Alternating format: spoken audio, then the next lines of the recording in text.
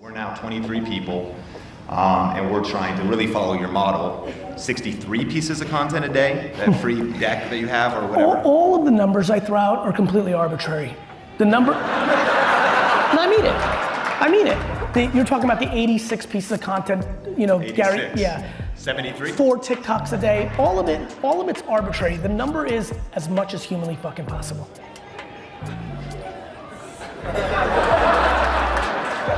They're more at-bats for attention and opportunity. You know what's better than 100 push-ups? 200. You like that one, huh? But I love, you know who I love the most? Fitness people. Fitness entrepreneurs are my favorite. Let me tell you why. They're so good at their craft, but then with the business, they don't do the thing they do in fitness. And fitness entrepreneurs shit on people because people want shortcuts in fitness. They want fucking implants, they want fucking apple cider vinegar pills, they want all sorts of bullshit when the answer is put the work in the gym and eat properly. Follow the model. But then as entrepreneurs, you see these fucking all beefed up, did everything fucking perfect. I'm talking about the ones that don't cheat. I'm talking about doing it right. And then they come to business and they're like, what's the shortcut? And I'm like, you know that there's no shortcut in this shit. The fuck are you looking for shortcut in this shit?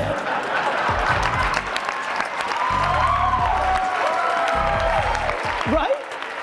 They fascinate me because they have such a big chapter of their life they know. Everyone's like, I spent 38 years looking for the shortcut. I'm like, what? They're like, it's fucking go in the gym and fucking eat properly, motherfucker. Amen.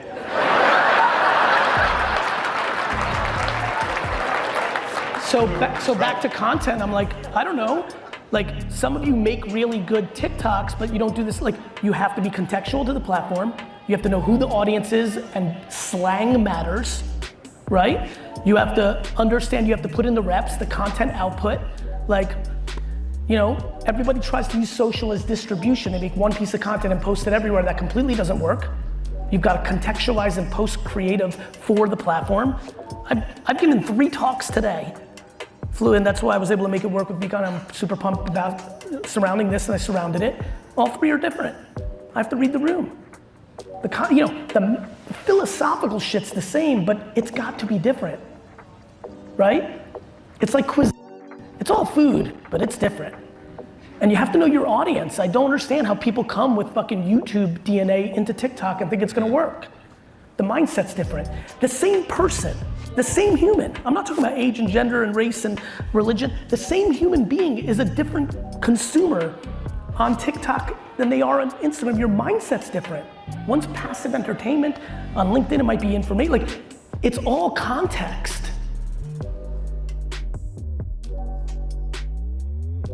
Here's my point about hard work, and it's a great opportunity to it's a great way to be in this spot and as we move to the next office. Hard work really matters, but let's talk about it both ways. Yes, in episode 215 or whenever I said it, that it doesn't, if you put in 18 hours a day and you don't have talent, you will not get results. If you put in 9 hours a day and you are loaded with talent in whatever you're doing, you will get results.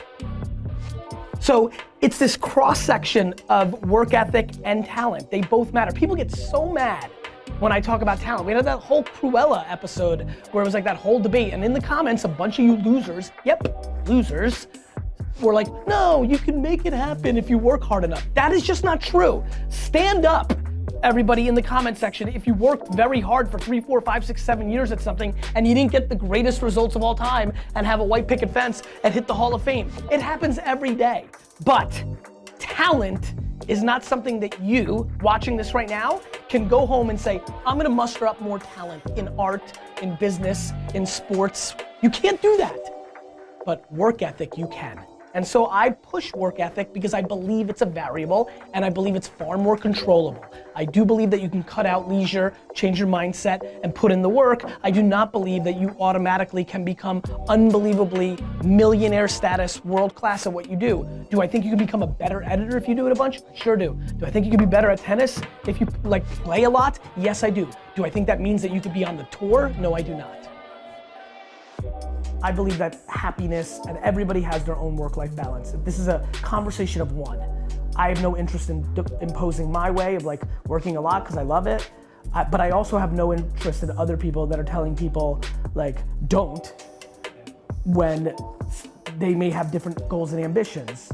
And so, I think we need to call it demonizing hard work, because I think when you go into workaholics or when you go into hustle, I think we've created terms that have become demonized, and that's fine. That's just the evolution of conversation. But in wrapping up this audio that's gonna start this blog post, I just want everybody who reads this to say, look, I do not think I'm right. I do not have that audacity. I share what works for me. It may or may not work for others. I feel like if you go read Crush It in 2008-9, I've been very consistent, which is take advantage of this ridiculous opportunity, but make yourself happy. I've talked about selling Smurf stuff for $80,000 a year. Like, it's not about being a trillionaire and all this, So I think entitlement is what led to a lot of people burning out, because they weren't in a position where they were living in merit, and now that they're startup founders, they're burning out because they're not good at it. This is not about how many hours they put in. They're not good at it. And so, nonetheless, it's a very touchy subject that I'm passionate about. But I do think work ethic matters. I think it's very hard to succeed without putting in the time against a competitive set of other people that are willing to put in the time. But I do think happiness trumps everything, and I think people need to be self-aware of what makes them tick, not how I did it or how somebody in Denmark's telling them to have to do it.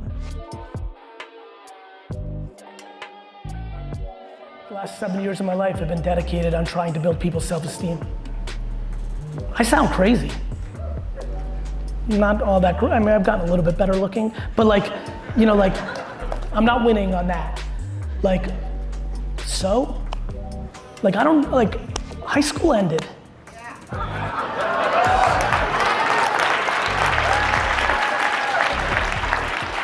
Everybody has zits too.